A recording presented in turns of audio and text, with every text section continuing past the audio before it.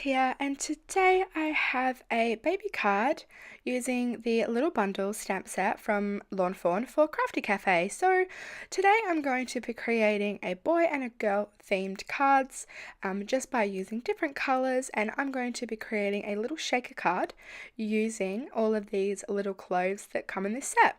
So I'm going to go ahead and start off by stamping down all of my images using some jet black ink from Lawn Fawn onto some Nina Solar White cardstock, and I'm going to make sure that I stamp a few of each clothing because I'm going to again be colouring them in sort of boy colours and girl colours, and so I want to make sure that I have enough of each piece of clothing for each shaker card.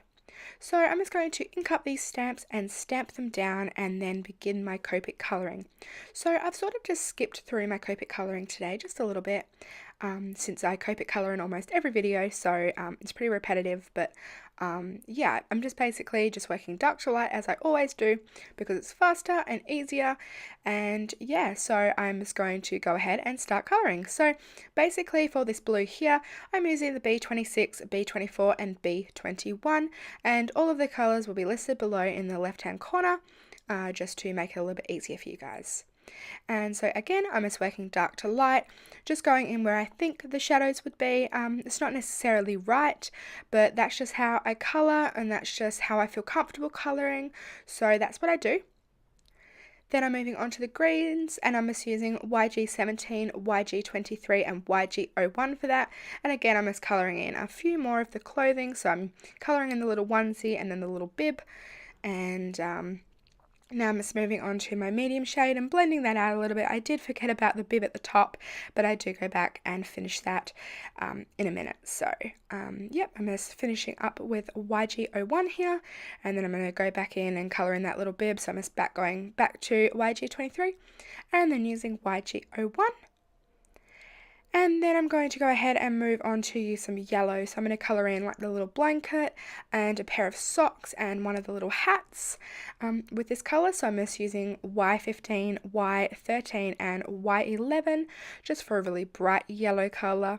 And obviously I'm working on like sort of the boy colour scheme here.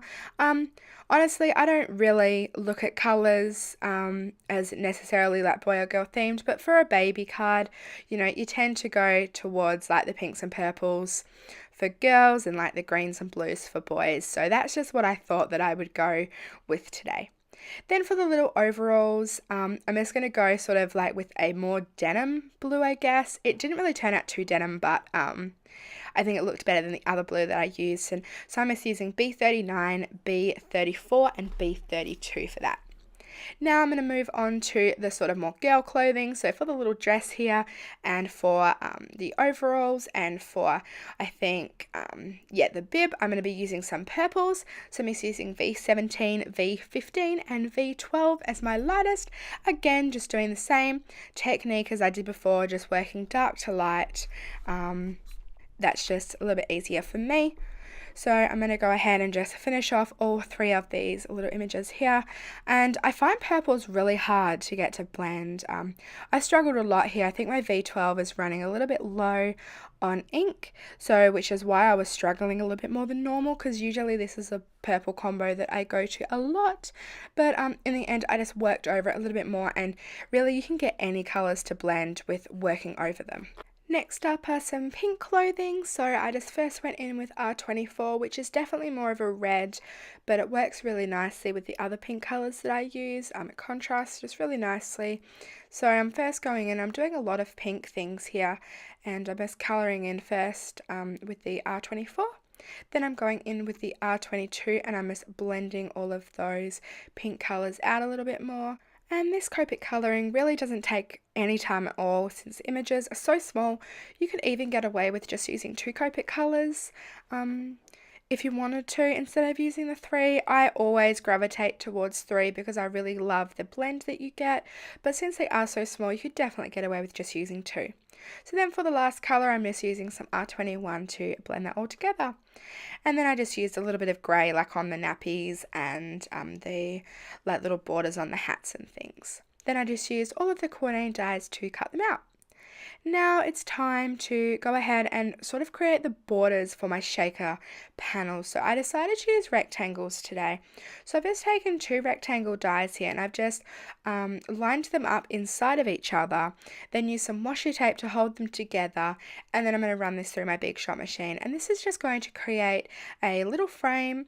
So this is definitely a way you can get away without having to buy frame dies. This is something that I love to do with my nesting dies, is to create frames. So yeah, that worked really, really well.